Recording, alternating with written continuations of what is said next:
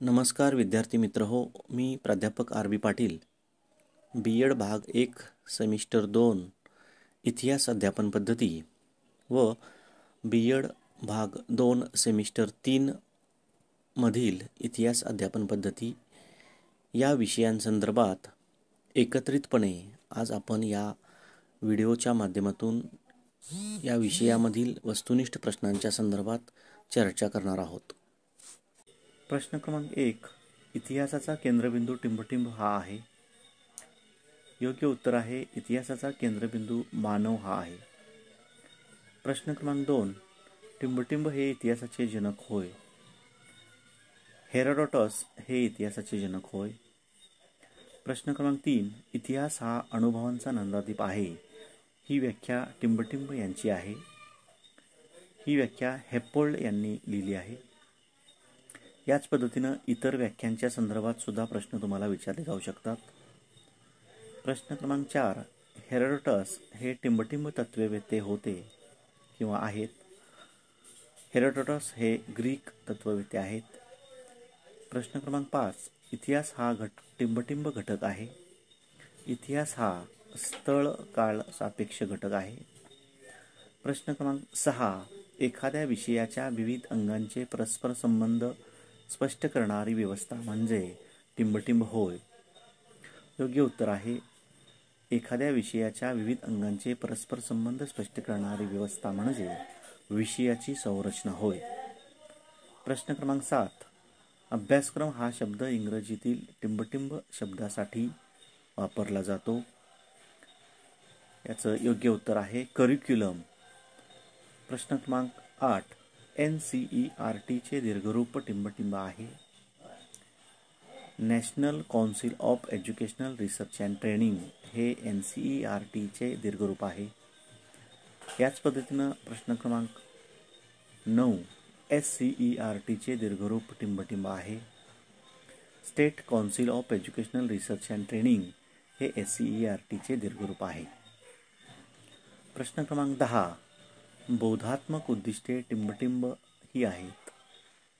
योग्य उत्तर आहे ज्ञान व आकलन ही बोधात्मक उद्दिष्टे आहेत. प्रश्न क्रमांक 11. क्रियात्मक उद्दिष्टे टिंबटिंब ही आहेत. उपयोजन व कौशल्य ही क्रियात्मक उद्दिष्टे आहेत. प्रश्न क्रमांक 12. भावात्मक उद्दिष्टे टिंबटिंब ही आहेत. अभिरुची व अभिवृत्ती ही भावात्मक उद्दिष्टे आहेत. प्रश्न क्रमांक 13. प्रकल्प पद्धतीचा जनक टिंबटिंब होय. प्रकल्प पद्धतीचा जनक किलपॅट्रिक होय किंवा किलपॅट्रिक हे आहेत. प्रश्न क्रमांक 14. प्रकल्प पद्धती टिंबटिंब वर आधारित आहे. प्रकल्प पद्धती ही कार्यवाद यावर आधारित आहे. प्रश्न क्रमांक 15. टिंबटिंब पद्धती ही शिक्षक केंद्री पद्धती आहे. योग्य उत्तर आहे व्याख्यान पद्धती ही शिक्षक केंद्री पद्धती आहे. अध्यापन पद्धती याविषयी अजून बरेचसे प्रश्न तुम्हाला या ठिकाणी पडू शकतात. प्रश्न क्रमांक 16. नियोजनाची पहिली पायरी टिंबटिंब होय. योग्य उत्तर आहे वार्षिक नियोजन ही नियोजनाची पहिली पायरी होय. प्रश्न क्रमांक 17. नियोजनाची दुसरी पायरी टिंबटिंब होय. घटक नियोजन ही नियोजनाची दुसरी पायरी होय. प्रश्न क्रमांक 18. नियोजनाची तिसरी पायरी टिंबटिंब होय. पाठ नियोजन ही नियोजनाची तिसरी पायरी होय. या ठिकाणी वर्षाच्या सुरुवातीला शिक्षकाला वार्षिक नियोजन प्रत्येक इयत्तेच्या प्रत्येक विषयांचं करावं लागतं. त्याच्यानंतर घटक नियोजन करावं लागतं आणि त्याच्यानंतर दैनंदिन पाठ नियोजन करावं लागतं. हे आपण लक्षात घेणं अपेक्षित आहे. प्रश्न क्रमांक 19. वर्षाच्या सुरुवातीला प्रत्येक शिक्षकाला इयत्तांचे टिंबटिंब करावे लागते. योग्य उत्तर आहे वार्षिक नियोजन. प्रश्न क्रमांक 20. अध्ययन अध्यापनाच्या सोयीसाठी व अध्ययन निष्पत्ती चांगली मिळण्यासाठी वर्षभराच्या पाठ्यक्रमाचे केलेले सोयीस्कर विभाग म्हणजे टिंबटिंब होय. योग्य उत्तर आहे घटक होय. प्रश्न क्रमांक 21. टिंबटिंबवर घटक नियोजन अवलंबून असते? योग्य उत्तर आहे वार्षिक नियोजन यावर घटक नियोजन अवलंबून असते. प्रश्न क्रमांक 22. टिंबटिंब म्हणजे विद्यार्थ्यांचे विविध विषयातील एखाद्या घटकासंबंधीचे प्रावीण्य किंवा संपादन मोजण्याची कसोटी होय. योग्य उत्तर आहे घटक चाचणी. प्रश्न क्रमांक 23. घटक चाचणी तयार करण्यापूर्वी टिंबटिंब तयार करणे आवश्यक असते. योग्य उत्तर आहे संविधान तक्ता. घटक चाचणी तयार करण्यापूर्वी संविधान तक्ता तयार करणे आवश्यक असते. प्रश्न क्रमांक 24. एका वेळी नियोजनाची पंचपदी टिंबटिंब यांनी मांडली. टिंबटिंब होय. योग्य उत्तर आहे पाठ नियोजन होय. प्रश्न क्रमांक 25. घटक नियोजनाची पंचपदी टिंबटिंब यांनी मांडली. योग्य उत्तर आहे हर्बार्ट यांनी मांडली. यालाच हर्बार्ट यांची पंचपदी असं सुद्धा म्हटलं जातं. प्रश्न क्रमांक 26. कौशल्य हे उद्दिष्टे टिंबटिंब उद्दिष्टानंतर येते. योग्य उत्तर आहे उपयोजन या उद्दिष्टानंतर येते. प्रश्न क्रमांक 27. निरीक्षण करणे ही कृती टिंबटिंब उद्दिष्टाशी संबंधित आहे. कौशल्य या उद्दिष्टाशी संबंधित निरीक्षण कृती आहे. प्रश्न क्रमांक 28. आशययुक्त अध्यापन पद्धती ही कल्पना टिंबटिंब साली सर्वप्रथम मांडण्यात आली. 1978 साली सर्वप्रथम ही संकल्पना मांडण्यात आली. प्रश्न क्रमांक 29. आशययुक्त अध्यापन पद्धती ही कल्पना टिंबटिंबने मांडली. योग्य उत्तर आहे NCERT यांच्यामार्फत ही संकल्पना मांडण्यात आली. प्रश्न क्रमांक 30. लेखी, तोंडी व टिंबटिंब हे परीक्षेचे प्रकार आहेत. योग्य उत्तर आहे प्रात्यक्षिक परीक्षा, लेखी परीक्षा, तोंडी परीक्षा हे परीक्षेचे प्रकार आहेत. प्रश्न क्रमांक 31. रिकाम्या जागा भरा, जोड्या जुळवा, योग्य पर्याय निवडून वाक्य पूर्ण करा, एका वाक्यात उत्तरे लिहा या स्वरूपाच्या प्रश्नांना टिंबटिंब प्रश्न म्हणतात. या सर्व प्रकारच्या प्रश्नांना वस्तुनिष्ठ प्रश्न असे म्हणतात. प्रश्न क्रमांक 32. उत्तरे आठवणे म्हणजे टिंबटिंब प्रश्न होय. योग्य उत्तर आहे प्रत्यावाहन प्रश्न होय. प्रश्न क्रमांक 33. उत्तरे ओळखणे या स्वरूपाच्या प्रश्नांना टिंबटिंब प्रश्न म्हणतात. योग्य उत्तर आहे प्रत्यभिज्ञान प्रश्न असे म्हणतात. उत्तरे ओळखणे या स्वरूपाच्या प्रश्नांना प्रत्यभिज्ञान प्रश्न असे म्हणतात. प्रश्न क्रमांक 34. नैदानिक हा शब्द टिंबटिंब शास्त्राशी संबंधित आहे. योग्य उत्तर आहे वैद्यक शास्त्राशी संबंधित आहे. प्रश्न क्रमांक 35. एखाद्या विषयातील विद्यार्थ्यांच्या अडीअडचणींबाबत माहिती जाणून घेण्यासाठी ज्या चाचण्या उपयोगात आणल्या जातात त्यांना टिंबटिंब असे म्हणतात. योग्य उत्तर आहे नैदानिक चाचणी असे म्हणतात. प्रश्न क्रमांक 36. विद्यार्थ्यांच्या अध्ययनातील उणीवा व दोष शोधून त्याप्रमाणे अध्यापनात सुधारणा करून केलेल्या अध्यापनाला टिंबटिंब अध्यापन असे म्हणतात. योग्य उत्तर आहे उपचारात्मक अध्यापन असे म्हणतात. प्रश्न क्रमांक 37. मूल्यमापन ही टिंबटिंब प्रक्रिया आहे. योग्य उत्तर आहे मूल्यमापन ही निरंतर प्रक्रिया आहे किंवा सतत चालणारी प्रक्रिया आहे. प्रश्न क्रमांक 38. करिक्युलम हा शब्द लॅटिन भाषेतील टिंबटिंब या शब्दापासून तयार झालेला आहे. योग्य उत्तर आहे क्युरियर या शब्दापासून तयार झालेला आहे. प्रश्न क्रमांक 39. CURRIE बरोबर रेसकोर्स बरोबर घोड्याच्या शर्यतीचे मैदान होय. या ठिकाणी तुम्ही हे नीट लक्षात घेणं अपेक्षित आहे. प्रश्न क्रमांक 40. शालेय आवारात येणाऱ्या विविध अनुभवांचा साठा म्हणजे टिंबटिंब होय. योग्य उत्तर आहे अभ्यासक्रम होय. प्रश्न क्रमांक 41. एखाद्या विशिष्ट इयत्तेसाठी विशिष्ट विषयाचे अध्ययन-अध्यापन योजना म्हणजे टिंबटिंब होय. योग्य उत्तर आहे पाठ्यक्रम. या ठिकाणी पाठ्यक्रम हा इयत्तेसाठी असतो व अभ्यासक्रम हा एखाद्या स्तरासाठी असतो, हे आपण लक्षात घेणं अपेक्षित आहे. प्रश्न क्रमांक 42. पाठ्यक्रम याला इंग्रजीमध्ये टिंबटिंब असे म्हणतात. योग्य उत्तर आहे सिलेबस असे म्हणतात. प्रश्न क्रमांक 43. शिक्षकांच्या समस्या दूर करण्यासाठी शासनाने मान्य केलेली शिक्षकांची संघटना म्हणजे टिंबटिंब संघटना होय. योग्य उत्तर आहे व्यावसायिक संघटना होय. प्रश्न क्रमांक 44. टिंबटिंब ही पाठाची पहिली पायरी होय. या ठिकाणी पूर्वज्ञान किंवा प्रस्तावना ही पाठाची पहिली पायरी होय, हे आपण लक्षात घेणं अपेक्षित आहे. प्रश्न क्रमांक 45. टिंबटिंब ही पाठाची शेवटची पायरी होय. स्वाध्याय किंवा गृहपाठ ही पाठाची शेवटची पायरी आहे.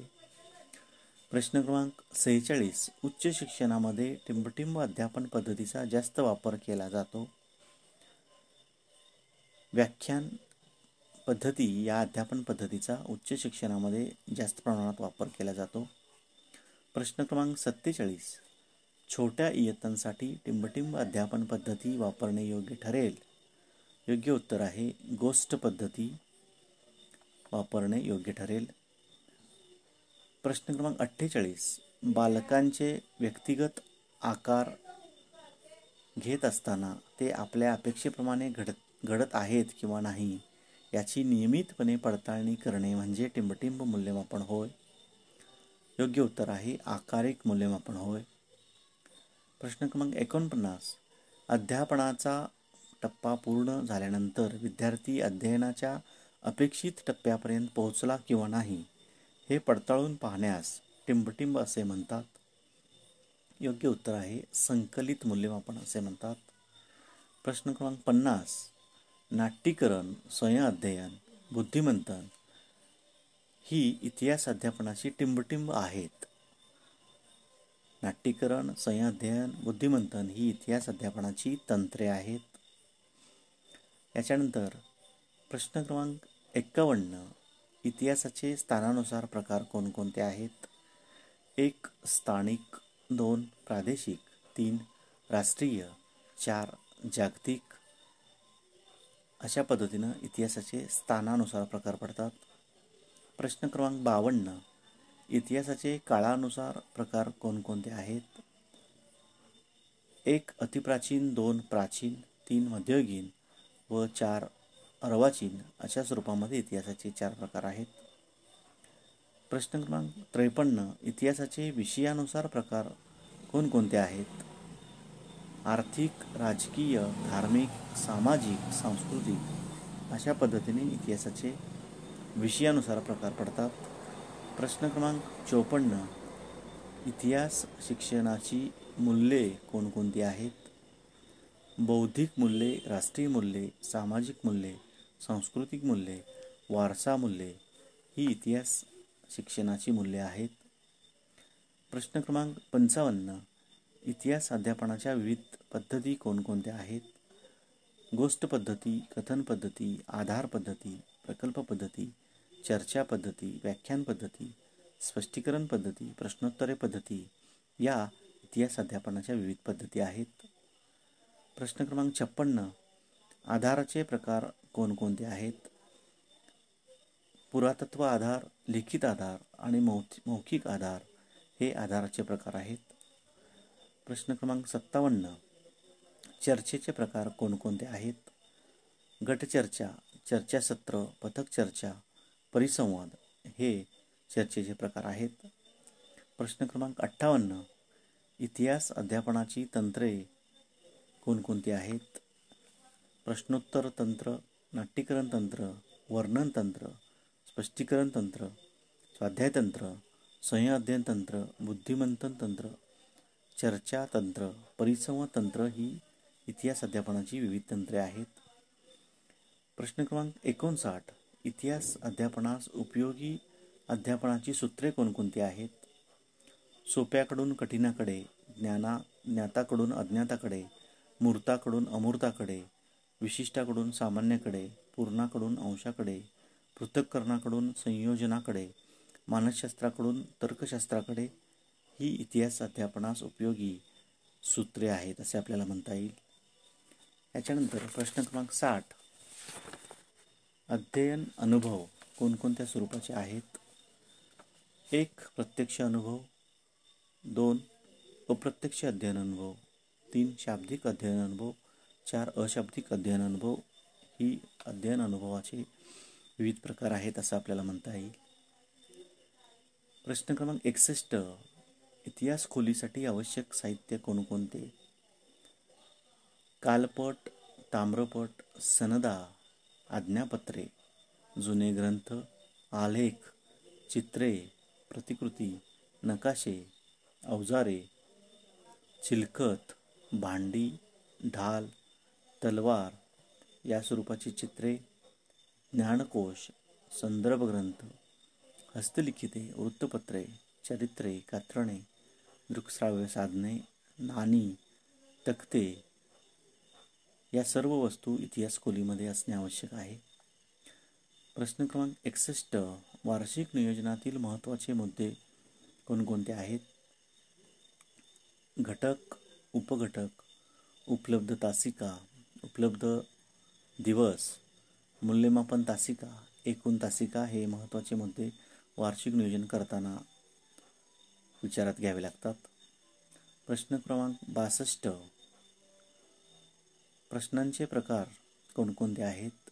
वस्तुनिष्ठ प्रश्न, लघुत्तरी प्रश्न व दीर्घोत्तरी प्रश्न हे प्रश्नांचे प्रकार आहेत. प्रश्न क्रमांक 63. मूल्यमापनाचे सूत्र कोणते आहे? मूल्यमापन बरोबर संख्यात्मक व गुणात्मक वर्णन अधिक शिक्षकाने दिलेला अभिप्राय अशा स्वरूपामध्ये मूल्यमापनाचे सूत्र मांडले जाते. प्रश्न क्रमांक 64. मूल्यमापनाची साधने कोणती आहेत? परीक्षा, आत्मनिरीक्षण, निरीक्षण, आविष्कार, समाजमिती ही मूल्यमापनाची साधने आहेत. प्रश्न क्रमांक 65. मूल्यमापन त्रिकोण यामध्ये कोणत्या बाबींचा समावेश होतो? उद्दिष्टे, मूल्यमापन साधने व शैक्षणिक अनुभूती या 3 बाबींचा समावेश मूल्यमापन त्रिकोण यामध्ये होतो. प्रश्न क्रमांक 66. एका घटकाच्या आशय विश्लेषणात कोणकोणते मुद्दे येतात? विषय, इयत्ता, घटकाचे नाव, घटकाची उद्दिष्टे, उपघटक, संरचनेतील स्थान, नवीन संबोध, गाभाभूत घटक, नियम, तत्वे हे सर्व मुद्दे आशय विश्लेषण यामध्ये येतात. याचबरोबर व्याख्या, शैक्षणिक साधने, अध्यापन पद्धती, मूल्यमापन या मुद्द्यांचा समावेशसुद्धा आशय विश्लेषणामध्ये होतो. प्रश्न क्रमांक 67. इतिहास अभ्यासक्रम व पाठ्यक्रम नियोजनाच्या विविध पद्धती कोणत्या?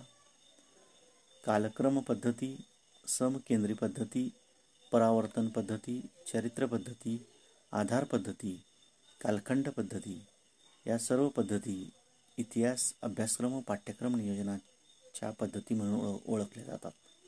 प्रश्न क्रमांक 68. इतिहास शिक्षकाची गुणवैशिष्ट्ये कोणकोणती आहेत? शिक्षक हा आजन्म विद्यार्थी असावा, अभ्यासू असावा, व्यासंगी असावा, सखोल विषय ज्ञान असणारा असावा, वस्तुनिष्ठ दृष्टिकोन ठेवणारा असावा, शिक्षकाचे व्यक्तिमत्व चांगले असावे, शिक्षकाला इतिहासाबद्दल प्रेम असावे, प्रवासाची आवड असावी, संग्रह करण्याची प्रवृत्ती असावी, अध्यापन प्रभुत्व असावे, संशोधन वृत्ती असावी, निपक्षपाती दृष्टिकोन असावा, सौजन्यशीलता असावी, लोकशाही दृष्टिकोन असावा, संवेदनशीलता असावी, अवांतर वाचनाची सवय असावी, नीटनेटकेपणा असावा, खिलाडू वृत्ती असावी, भाषा प्रभुत्व असावे, संयमी व प्रेमळ असावे व शिक्षकाचे चारित्र्य चांगले असावे.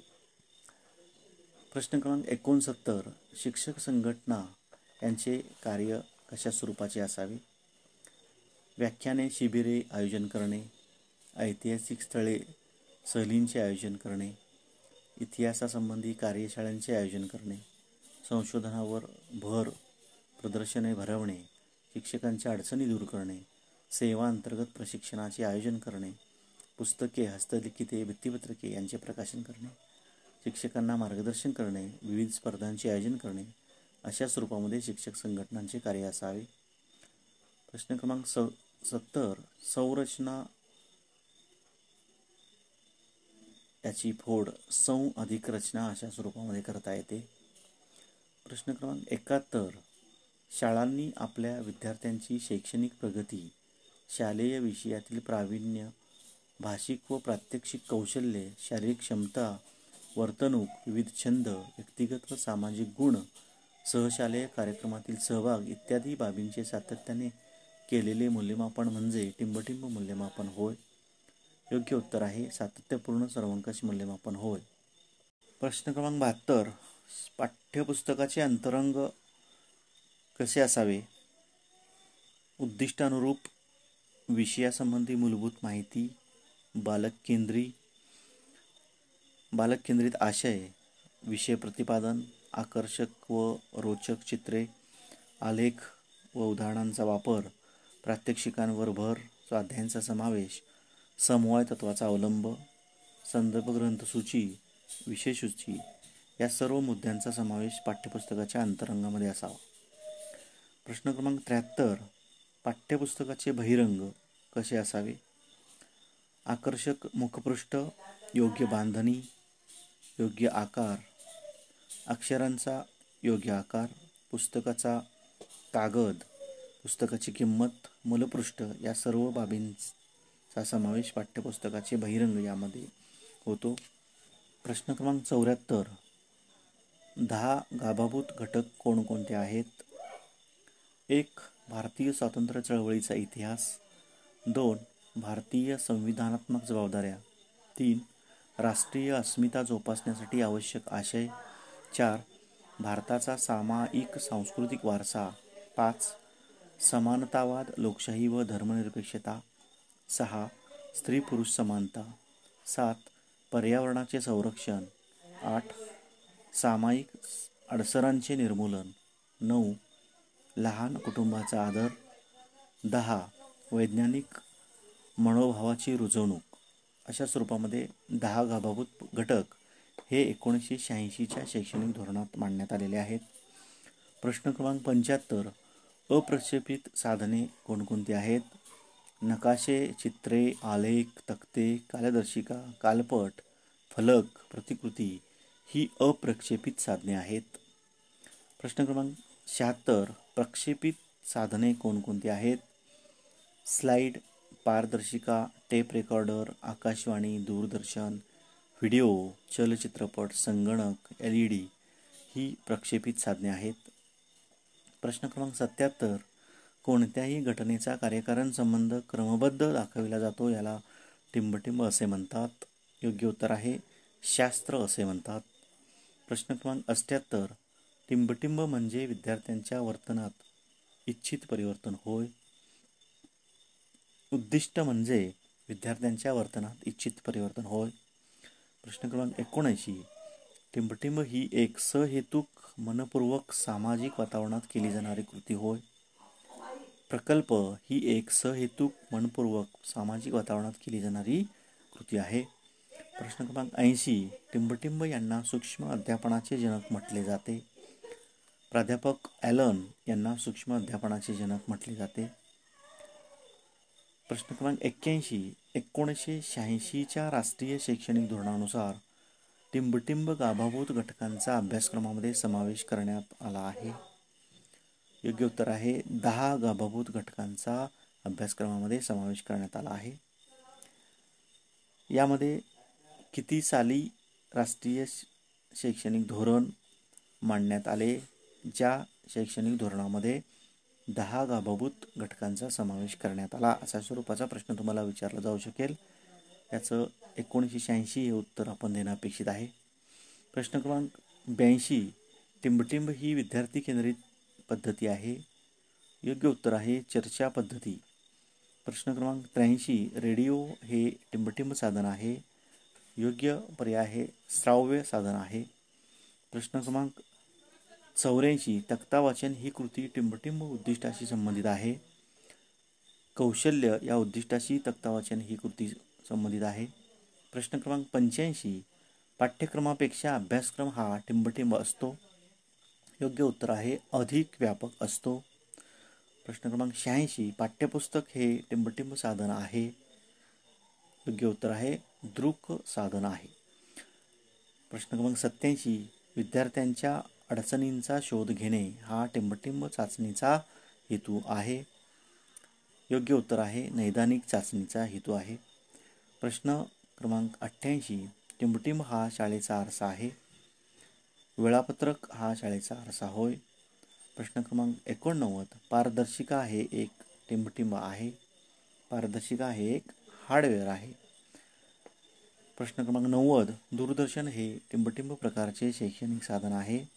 योग्य उत्तर आहे दूरदर्शन हे दृकश्राव्य प्रकारचे शैक्षणिक साधन आहे. या व्हिडिओच्या माध्यमातून आपण इतिहास अध्यापन पद्धतीचे महत्त्वाचे वस्तुनिष्ठ प्रश्न अभ्यासलेले आहेत. याचा नक्कीच तुम्हाला तुमच्या येणाऱ्या परीक्षेसाठी उपयोग होईल. धन्यवाद.